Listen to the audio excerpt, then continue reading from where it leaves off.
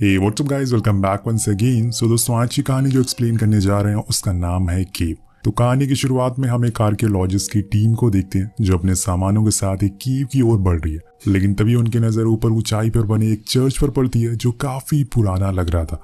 उसी को देखने के लिए टीम अंदर जाती है जहाँ उन्हें पुराने ज़माने की कई सारी चीज़ें देखने को मिलती है, जिसे देखते ही वो उसमें खो जाते हैं। अब ये सब देखकर उनके अंदर और जिज्ञासा बढ़ती है और चीज़ों को ढूंढने की, इसलिए वो और अंदर जाते हैं और चर्च के फ्लोर पर एक धमाका करते हैं ताकि वो नीचे जा सके। लेकिन इससे पहले ही वो बारूद फट जाता है और एक तेज का झटका पैदा होता है और देखते ही देखते वो पूरा चर्च ढह जाता है। क्योंकि वो पुराना बना हुआ था, अब पूरी टीम जाकर नीचे गिरती है, लेकिन उन्हें ज्यादा कुछ चोट नहीं आती।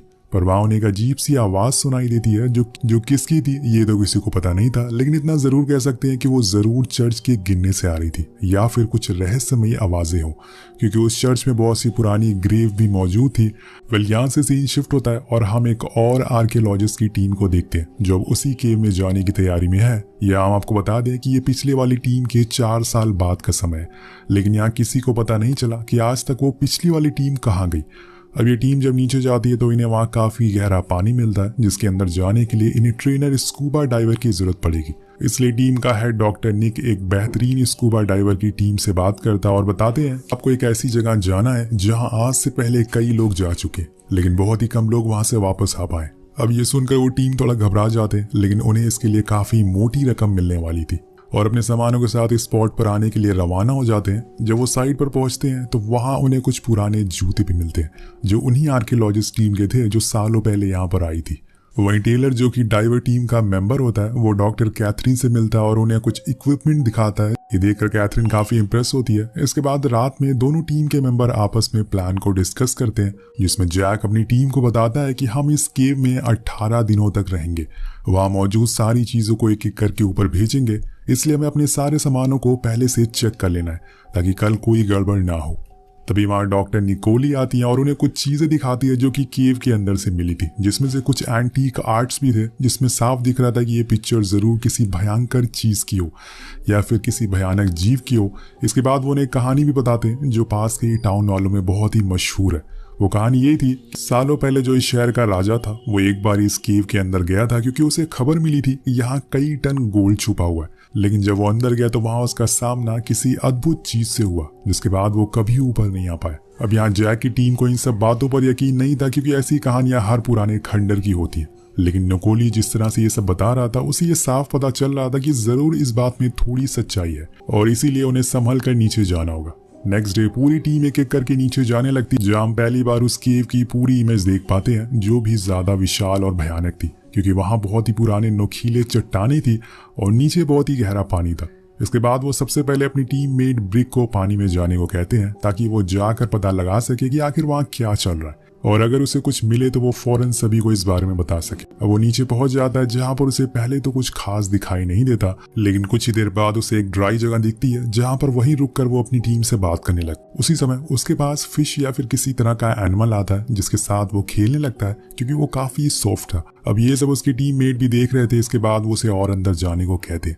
जब वो और थोड़ा अंदर जाता है तो उसे कुछ हलचल महसूस होती है। वो इस बारे में अपनी टीम को बताता भी है, लेकिन तभी वो अचानक से डर जाता है और उसी समय उसकी लाइन भी कट हो जाती है। सभी टीम मेंबर डर गए थे कि अचानक से उसके साथ क्या हुआ, इसलिए वो सभी से कहते हैं कि हमें एक साथ नीचे जाना चाहिए। लेकिन जैक एक दूसरे डाइवर को नीचे भेजता है ताकि वो ब्रिक्स के बारे में पता लगा सके, लेकिन टेलर अपने भाई से एक बार और कहता है कि सभी को नीचे जाना चाहिए, इसलिए वो उसकी बात मान लेते हैं और सभी पानी के नीचे थे। वो बीच में पड़ने वाली नायाब चीजों की फोटो भी क्लिक करते हैं और कुछ जो अनमोल चीजें मिलती हैं उन्हें अपने पास रख लेते हैं, जिसके कुछ देर बाद वो उस ड्राई जगह पहुंच जाते हैं जहां पर लास्ट बार ब्रिक से बात हुई थी। वहां उन्हें ब्रिक के सारे सामान भी मिलते हैं, लेकिन वो कहीं नहीं था। ऐसा लग रहा था कि जैसे वो उन सामानों को छोड़कर अपनी मर्जी से कहीं गया हो। वहां उन लोगों को पिछली आर्कियोलॉजिस्ट टीम मेंबर के भी सामान मिलते हैं जो कि अब सड़ चुके थे, लेकिन तभी स्ट्रट नाम का ड्राइवर एक कोने पर एक जानवर मरा हुआ मिलता है, जिसे देखकर वो डर जाता है और चिल्ला देता है, जिस वजह से वहां पर जो भी और जानवर थे वो उस पर हमला कर देते। उसे पानी के नीचे ले जाते हैं जहां पर एक विशाल जानवर आकर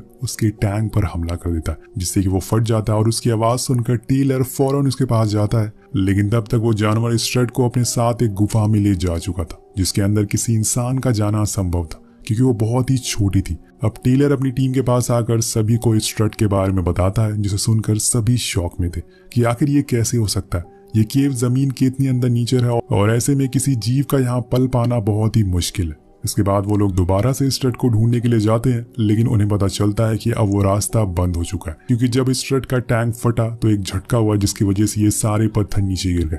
मतलब स्ट्रट भी अब जा चुका है। सभी वापस अपने बेस पर आते हैं, जहाँ पर जैक उन्हें बताता है कि हमारे पास 18 दिनों का ही सामान है, उससे पहले हमें यहाँ से बाहर निकलना होगा वरना बहुत दिक्कत हो जाएगी। तो ब्रिक कहता है कि हम लोग अब यहाँ से आगे नहीं जा सकते क्योंकि यहाँ कोई जानवर है, उसी ने स्ट्रट पर भी हमला किया और क्या पता उसी ने आर्कियोलॉजिस्ट टीम को भी मारा हो। लेकिन जैक उसे शांत रहने को कहता है और वो डॉक्टर निकाई से भी इस बारे में पूछता है, लेकिन वो बड़ी धीमी आवाज में कहती है कि मैंने ऐसा कुछ आज तक कभी नहीं देखा। इसके बाद जैक और टॉप दोनों यहाँ से बाहर निकलने का रास्ता ढूंढने के लिए निकल जाते हैं, लेकिन अब यहाँ बेस में टेलर और ब्रिक के बीच में लड़ाई होना शुरू हो जाती है, क्योंकि उसका कहना था कि स्ट्रट की मौत उसी की वजह से हुई है, अगर वो उसके साथ रहता तो उससे कुछ नहीं होता। लेकिन तभी चार्ली आकर दोनों को रोक, जिसके बाद डॉक्टर निकोली उस मरे हुए जानवर को माइक्रोस्कोप पर देखते हैं। उधर जैक एक छोटी सी दरार के रास्ते से ऊपर जाता है, लेकिन तभी एक जीव उस पर हमला कर देता है, जिससे वो जैसे तैसे बचता है और फौरन अपनी टीम के पास आता है। वो अपनी पीठ पर चुभे हुए एक पंजे को अलग करता है जो कि उसी जीव का था, जिसे कैथरीन माइक्रोस्कोप से देखती है और उन्हें पता चलता है कि ये किसी किस्म का पैरासाइट है और इनका काम होता है मरे हुए इंसानों को खाना। इनके सूंघने और सुनने की शक्ति बहुत ही कमाल की होती है, लेकिन ये जीव इतने बड़े कैसे हो गए ये किसी को पता नहीं चलता। तभी डॉक्टर निकोली कहती है कि ये जरूर यहाँ पे कई 100 सालों से पल रहे होंगे, क्योंकि ये गुफा काफी पुरानी है और इनके अलावा यहाँ पर कितने जीव है किसी को पता नहीं है। ये सब सुनने के बाद जैक कहता है कि हमें यहाँ से अब चलना चाहिए, लेकिन क्लियर उसे रुकने को कहती है क्योंकि उसे काफी चोटें आई थी जिसमें से खून भी निकल रहा था। अब डॉक्टर भी उसे मना करते हैं, लेकिन वो नहीं मानता और सभी को लेके दूसरे रास्ते की खोज में निकल जाता है। लेकिन यहाँ वो एक बहुत बड़ी गलती कर देता है जो उसके साथ साथ उसके साथियों की भी जान ले सकता है। देखते हैं कि आगे क्या होता है। अब सभी लोग आगे बढ़ रहे थे, लेकिन इसी दौरान उन्हें बीच में पिछली वाली टीम मेंबर की हड्डियां मिलती हैं, जिसमें उसी जीव के दांतों के निशान थे। इसके बाद जैक के बताए हुए रास्ते पर वो सभी आगे बढ़ रहे थे, लेकिन यहाँ हम नोटिस करते हैं कि जैक की वो चोट बढ़ने लगी थी, उसमें अजीब तरह का इन्फेक्शन होने लग गया था और इस बात पर ध्यान ना देते वो सभी एक चट्टान के ऊपर चढ़ रहे थे। लेकिन तभी टॉप कहता है कि हमें शायद ये गलत रास्ते पर जा रहे हैं, क्योंकि मुझे कोई भी पानी की आवाज नहीं आ रही। लेकिन जैक कहता है कि मुझे आ रही है और कुछ ही देर बाद उन्हें पानी मिल भी जाता है,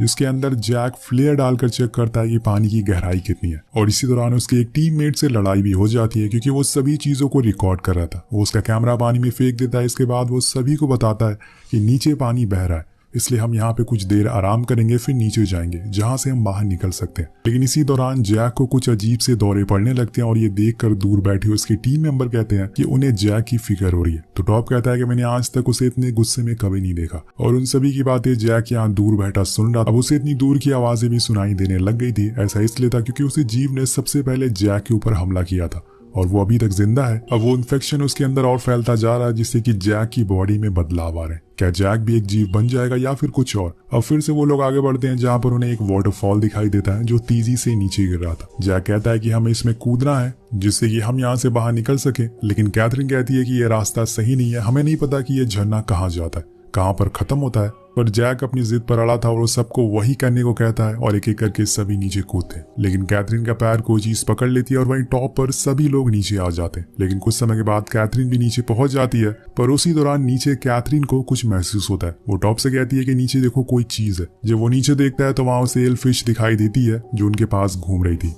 उसी दौरान ऊपर से डॉक्टर भी गिर जाती है। अब सभी एक साथ थे, लेकिन तभी वहां जीव आ जाता है और वो डॉक्टर पर हमला कर देता है और उन्हें घसीटती हुए अपने साथ ले जाने लगता है। कैथरीन बहुत कोशिश करती है कि वो उन्हें बचा सके, कर नहीं पाती। यहाँ जैक उस जीव का पीछा भी करता है और देखता है वो डॉक्टर को मारकर फिर उसी केव में ले जा रहे। पर उसी दौरान उसकी नजर उस जीव के शरीर पर पड़ती है जहाँ एक टैटू बना था, जिसे ये साफ पता चल रहा था कि ये जीव किसी समय पे अगर इंसान हुआ करता था, क्योंकि ऐसे टैटू कोई जीव तो बना नहीं सकते। और क्या पता ये जीव पहले आई हुई टीम इंसान वाला हो और अब ये जीव में बदल गया हो। अब ये देखकर जैक बहुत डर जाता है क्योंकि उसे इसी जीव ने काट रखा था। लेकिन वापस आकर वो ये बात किसी को नहीं बताता, फिर सभी को किनारे पर आने को कहता है, जहाँ पे कैथरीन उसे बहुत सुनाती है क्योंकि उसकी वजह से डॉक्टर की मौत हो गई। डॉक्टर ने मना किया था कि कोई गहराई में नहीं जाएगा, क्या पता उन्हें इस जीव के बारे में पहले से कोई जानकारी हो जो इन्हें बचा सके। वे एक जगह आकर ये बैठ जाते हैं जहाँ पर इन्हें सामने से पानी का तेज बहाव दिखता है और सभी उसके अंदर जाने लगते हैं। लेकिन जैक मना करता और कहता है कि हम सभी दीवार पर चढ़ेंगे और फिर वहां से दूसरी तरफ जाएंगे। अब कैथरीन टेलर से कहती है कि जैक ने अपना होश खो दिया है और वो टीम लीड करने की हालत में नहीं है।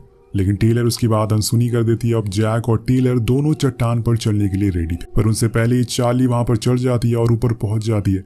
लेकिन उसी समय उसे वो जीव दिख जाता है और यहाँ हम पहली बार उसे इतने करीब से देख पाते हैं, जो कि बहुत ही विशाल और खूंखार था। अब वो चार्ली पर हमला करता है, लेकिन वो नीचे कूद जाती है और लटक जाती है, पर वो जीव उड़कर उसके पास आता है और उसे पूरी तरह से कवर कर लेता है। अब यहाँ चार्ली के पास कोई ऑप्शन नहीं होता, इसलिए वो अपने सिलेंडर में आग लगा देती है, जिससे कि वो जीव जलकर नीचे गिर जाता है, पर इससे चार्ली की भी मौत हो जाती है। अब ये देखकर सभी टीम मेंबर टूट जाते हैं। वो एक एक करके अपने साथी को खोते जा रहे थे। जब जैक उसकी बॉडी को उठाकर लाता है, ये देखकर सभी लोग बहुत ही गुस्से में आ जाते हैं। लेकिन यहाँ हम एक और चीज नोटिस करते हैं कि जैक की बॉडी भी अब ट्रांसफॉर्म होने लगी है, जैसे कि मैंने आपको पहले ही बता दिया था। और ये चीज कैथरीन बहुत देर से नोटिस कर रही थी, इसलिए वो उसे कहती है कि तुम्हें अब लीड करना छोड़ देना चाहिए, अब से टीम लीड मैं करूंगी। लेकिन ऐसा होता नहीं है। वो कहता है कि अगर तुम लोगों को अपनी जान बचानी है तो मेरे साथ चलना होगा। दोनों में बहस हो जाती है, जिसकी वजह से टीम टूट जाती है, दो ग्रुप में बंट जाती है। जैक, टेलर और टॉप एक टीम में थे और बचे हुए लोग कैथरीन की टीम में, जो उन्हें नीचे पानी के रास्ते से बाहर ले जाने लगती है। लेकिन यहाँ जैक अपनी टीम को चट्टानों के रास्ते से एक ऐसी जगह ले जाता है जहाँ पर हजारों की तादाद में कंकाल थे। ये वही जगह थी जहाँ पर सालों पहले इस गांव का राजा अपनी सेना के साथ आया था, लेकिन वो जीव से जीत नहीं पाया और कुछ लोगों ने इस केव को बंद कर दिया। पर आज ये फिर से खुल गई। इसके बाद वो नोटिस करते हैं कि वहाँ एक जगह से ठंडा पानी आ रहा है, यानी कि वहाँ से बाहर निकला जा सकता है। वो सभी को वापस लेने के लिए जाते हैं, लेकिन उसी समय उसे एक दौरा आता है, जिसे देखते हुए टेलर कहता है कि तुम यहीं रुको, मैं उन्हें लेकर आता हूँ। उधर दूसरी ओर कैथरीन और उसकी टीम एक जगह पर पहुंच गई थी, लेकिन तभी वो जीव ब्रिक पर हमला कर देता है, जिसे देखकर एलेक्स और कैथरीन वहां से भाग जाते हैं। इधर टेलर बचते बचाते कैथरीन की टीम को ढूंढ रहा था, जहां पर उसे ब्रिक मिलता है, लेकिन तभी एक जीव आकर उसे एक दरार में खींच ले जाता है।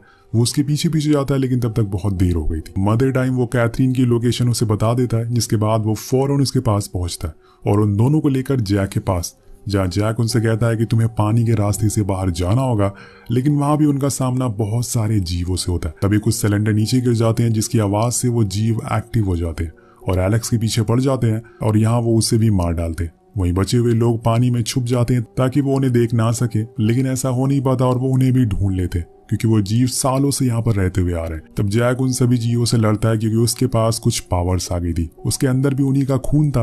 अब वो एक एक करके सभी को मार देता है और फिर वहां से जाने लगता है। लेकिन एक आखिरी जीव उस पर हमला कर देता है, तो वो सिलेंडर ब्लास्ट करके पानी में फेंक देता है और खुद उस जीव के साथ पानी में कूद जाता है और बूम, जिसके बाद पूरी केव ढहने लगती है। अब इधर बचे हुए लोग जो उसके बताए हुए रास्ते से एक नदी में आ जाते हैं और वहां से बाहर निकल जाते हैं। कहानी एक साल बाद आगे बढ़ती है, जहां पर टेलर और कैथरीन एक दूसरे से मिलते हैं, तो वो उसे कहता है कि मैं अपने भाई को बहुत मिस करता हूँ, लेकिन अगर वो यहाँ पर होता तब भी जिंदा नहीं रह पाता। तो वो कहती है कि ऐसा नहीं है, वो यहाँ भी जिंदा रह सकता है। ये बोलकर वो उसे किस करती है और जाने लगती है, लेकिन उसी दौरान टेलर उसकी आंखें देख लेता है, जिससे उसे पता चल जाता है कि वो भी इन्फेक्टेड है। लेकिन यहाँ उसे एक और बात पर यकीन हो जाता है कि वो जीव के बाहर भी सरवाइव कर सकते हैं। जैसे कि कैथरीन रह रही है, क्या पता उसने अपनी एक फौज बना ली और ये भी हो सकता है कि वो वापस केव में जाकर जैक को भी वापस ले आए। इसलिए वो कैथरीन को ढूंढने लगता है, लेकिन तभी वो गायब हो जाती है। अब इसके बाद क्या हुआ ये तो हमें इस कहानी के सेकंड पार्ट में देखने को मिलेगा, जिसके साथ ये कहानी यही खत्म हो जाती है। वेल, आपको ये कहानी कैसी लगी नीचे कमेंट करके जरूर बताएगा। मिलते हैं आपसे अगली वीडियो में। Thank you so much watching. Peace out.